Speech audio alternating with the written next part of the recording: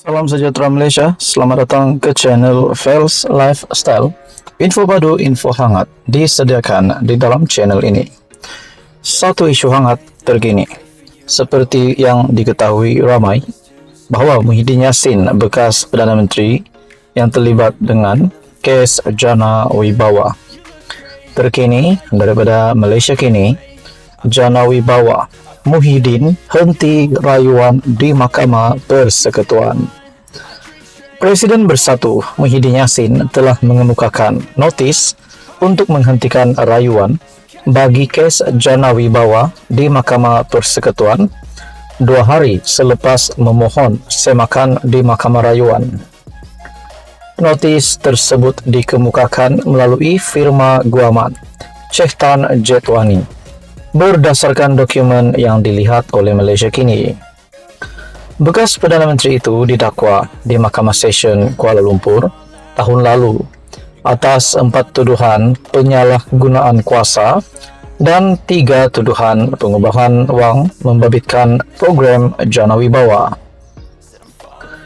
Dia dituduh menggunakan kedudukannya sebagai bekas Perdana Menteri dan Presiden Bersatu untuk mendapatkan ganjaran sebanyak RM232.5 juta daripada 3 syarikat dan seorang individu antara 1 Mac 2020 dan 20 Ogos 2021.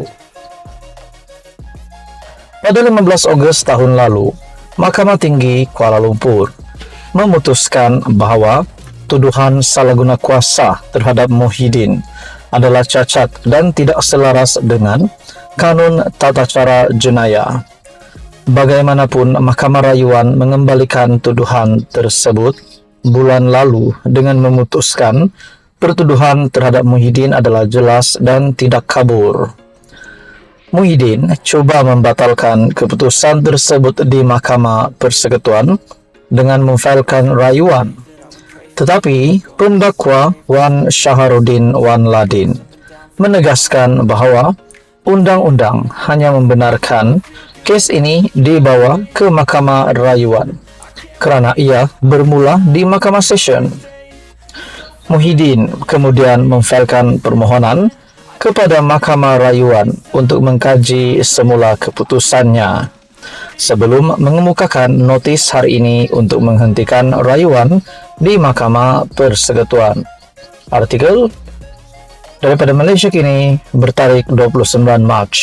Persoalannya, sekiranya Muhyiddin Yassin, bekas Perdana Menteri ini didapati bersalah di dalam kes Jana Wibawa ini, adakah Muhyiddin Yassin boleh kehilangan jawatannya sebagai Presiden Bersatu, sebagai pengerus CPN, sebagai Tan Sri, dan adakah beliau akan hilang gelaran sebagai ahli parlimen? Apa komen anda berkaitan dengan isu ini? Sekian saja, teruskan bersama di dalam channel ini untuk info yang hangat seterusnya. Halo semua, salam sejahtera Malaysia. Selamat datang ke channel Fels Lifestyle. Kembali lagi bersama admin dengan satu lagi isu hangat hari ini.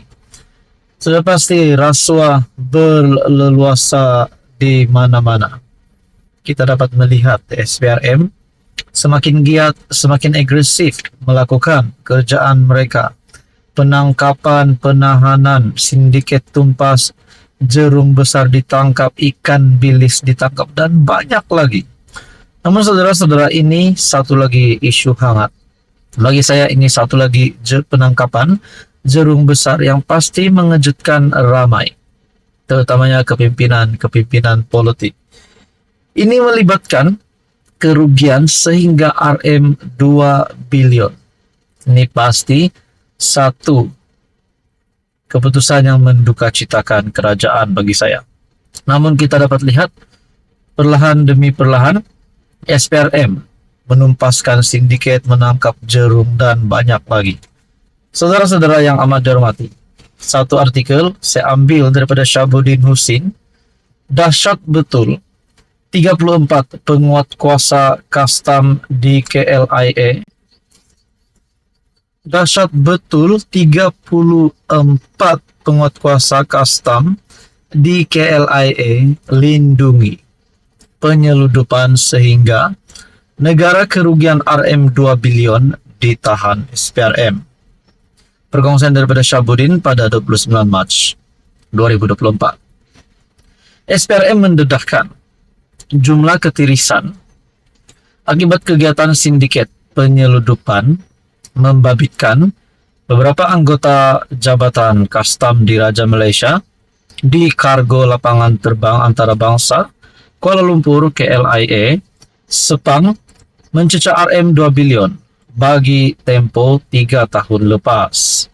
Ketua Pesuruhjaya SPRM Tan Sri Azambaki berkata, setakat ini seramai 34 anggota penguatkuasa dan 27 individu serta pemilik syarikat ditahan menerusi Ops Samba 2.0 kerana melindungi dan memudahkan aktiviti penyeludupan sindiket itu.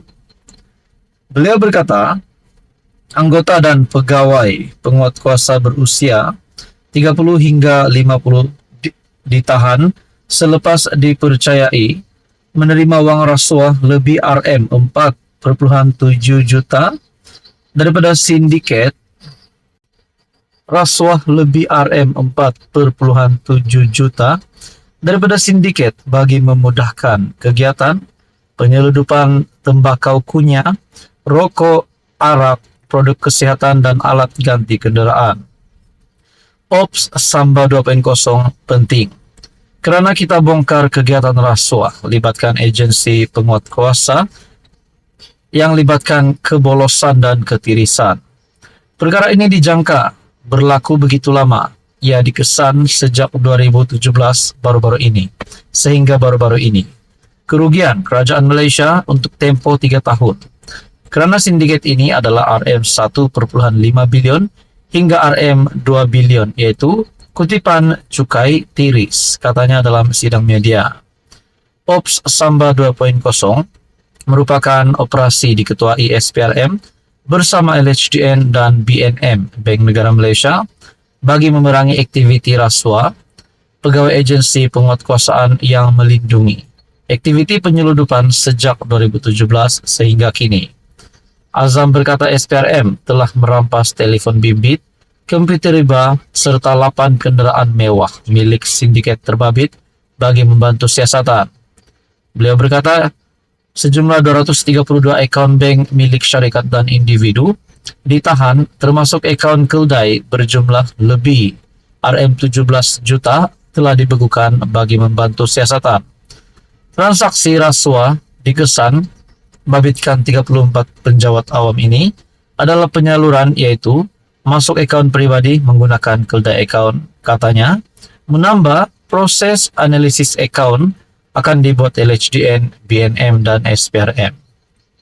Ditanya modus operandi sindiket ini, beliau berkata, sindiket itu menggunakan perkhidmatan forwarding agent sebagai orang tengah bagi pembayaran rasuah kepada penguatkuasa yang bertugas dalam pemeriksaan dan pencegahan. Tonton apa bagi saya ini pasti satu lagi, sindiket ataupun aktiviti rasuah yang berjaya ditumpaskan oleh SPRM dan ketirisan ini pasti mengejutkan ramai. Apa komen Anda? Sekian saja, teruskan bersama di dalam channel ini untuk info yang seterusnya.